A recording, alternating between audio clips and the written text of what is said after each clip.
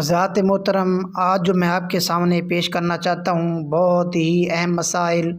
جن کا جاننا ضروری ہوتا ہے، وہ مسائل پاکی ناپاکی کے۔ ان میں سے میں جو آپ کے سامنے چیزیں ذکر کروں گا، نجاست غلیظہ کی تعریف، نجاست غلیظہ کون سی چیزیں ہیں، نجاست غلیظہ کپڑوں پر لگ جائے تو نماز کے بارے میں حکم، نجاست غلیظہ بدن پر لگ جائے تو نماز کا حکم، اور اسی طرح یہ جو کہا جاتا ہے کہ نمازی کا جگہ کا پاک ہونا، یعنی نماز پڑھنے والا جو آدمی نماز پڑھتا ہے تو اس کی جگہ بھی پاک ہو، تو اس سے کیا مراد ہے یہ بھی آپ کے سامنے پیش کروں گا۔ یعنی یہ سمجھیں کہ یہ بہت ہی اہم مسائل ہیں۔ آخر میں آپ کو انشاءاللہ تعالی بہت ہی اہم مسئلہ بیان کروں گا جو کہ بہت سے لوگوں سے غافل ہوتے ہیں، عمومی طور پر اس سے غفلت برت رہے ہیں، تو اس لیے یہ آپ نے مسائل کو غور سے سننا ہے اور توجہ سے سننا ہے۔ سب سے پہلے نجاست غلیظہ کی تعریف۔ نجاست غلیظہ وہ ہوتی ہے عمومی طور پر جس کا حکم سخت ہو، یعنی فیضان فرض علوم جلد نمبر 1 صفحہ نمبر 106، جس کا حکم سخت ہو۔ اور نجاست غلیظہ پلیتی جو ہے وہ کون سی چیزیں ہیں، وہ ہیں، یہ اس کے بارے میں آپ کے سامنے ضابطہ پیش کرنا چاہتا ہوں کہ انسان کے بدن سے نکلنے والی ہر ایسی چیز جس سے وضو ٹوٹ جاتا ہے یا غسل واجب ہوتا ہے وہ نجس ہے، اور وہ نجاست غلیظہ شمار ہوتی ہے۔ مثلا پخانہ، پیشاب، منی، مزی، ودی، بہنے والا خون اور بہنے والا پیپ، اور اسی طرح منہ بھر کے ہونا، حیض و نفاس، استحاضہ کا خون، اور اسی طرح یہ سمجھیں کہ یہ جو شراب ہے یہ بھی ساتھ، یعنی یہ چیزیں نجاست غلیظہ شمار ہوتی ہیں۔ اس کے علاوہ جو خون ہے، خون جو بہنے والا خون، انسان کے جسم سے جو بہنے والا خون نکلتا ہے، یہ سمجھے کہ وہ بھی نجاست غلیظہ ہے۔ اس کے علاوہ یہ جو جانوروں میں خون ہوتا ہے، وہ جن جانوروں کا گوشت کھایا جاتا ہو یا نہ کھایا جاتا ہو، تو ان کا جو خون ہے وہ نجاست غلیظہ شمار ہوتا ہے، جو بہنے والا ہوتا ہے۔ یعنی جب جانور ذبح کرتے ہیں تو جانور ذبح کرتے ہوئے خون نکلتا ہے تو یہ سمجھیں کہ وہ نجاست غلیظہ ہے۔ اس کے علاوہ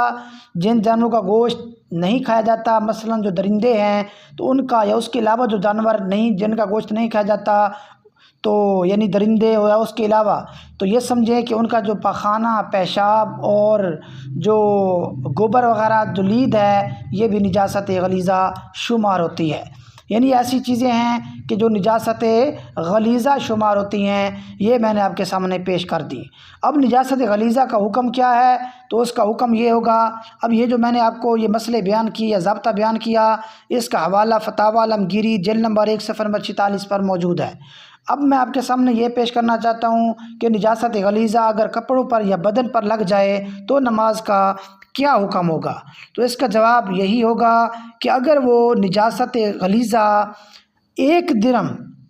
سے زیادہ لگ جائے، یعنی کپڑوں پر یا بدن پر 1 درہم سے زیادہ لگ جائے تو اس کا پاک کرنا فرض ہے۔ بغیر پاک کیے نماز پڑھی تو نماز ہوگی نہیں، جان بوجھ پر پڑھیں گے تو گناہ گار بھی ہوں گے، اگر بنیت استخفاف پڑھیں گے تو یہ کفر بھی ہوگا، یعنی ہلکا جانتے ہوئے کہ بھئی یہ کوئی نماز کی کوئی اہمیت ہے، نماز کی اہمیت نہ دیتے ہوئے اگر اس طرح نماز پڑھے گا ناپاک کپڑوں میں کہ جس کی نجاست غلیظہ 1 درہم سے زائد لگی ہوئی ہے، تو یہ سمجھے کہ یہ کفر ہے۔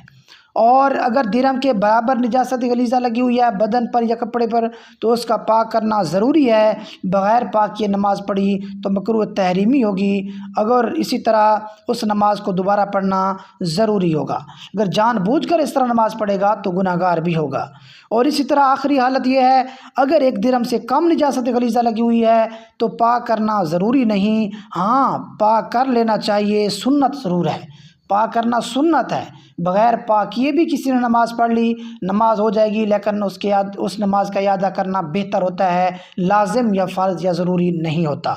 یہ جو میں نے آپ کے سامنے مسئلہ پیش کیا یہ فتاوی شامی جلد نمبر 2 صفحہ نمبر 389 پر موجود ہے۔ اب ہم آتے ہیں آخر میں کہ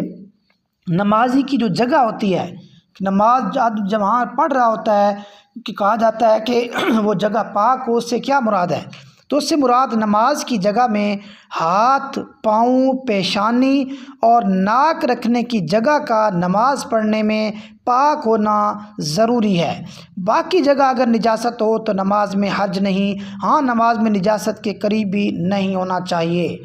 یہ میں نے آپ کے سامنے پیش کی کہ نجاست کس لحاظ سے، یعنی آدمی جب نماز پڑھ رہا ہوتا ہے جگہ کے اعتبار سے کن کن اعضاء کو نجاست غلیظہ سے بچانا ضروری ہوتا ہے، وہ آپ کے سامنے میں نے پیش کر دیے کہ وہ ہاتھ ہیں، پاؤں ہیں اور پیشانی ہے۔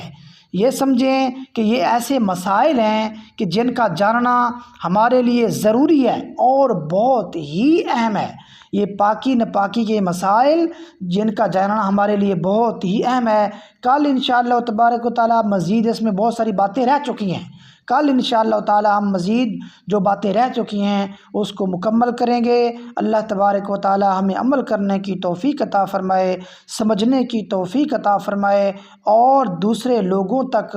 اس پیغام کو عام کرنے کی توفیق عطا فرمائے۔ وما علیہ الا البلاغ المبین واللہ اعلم بالصواب۔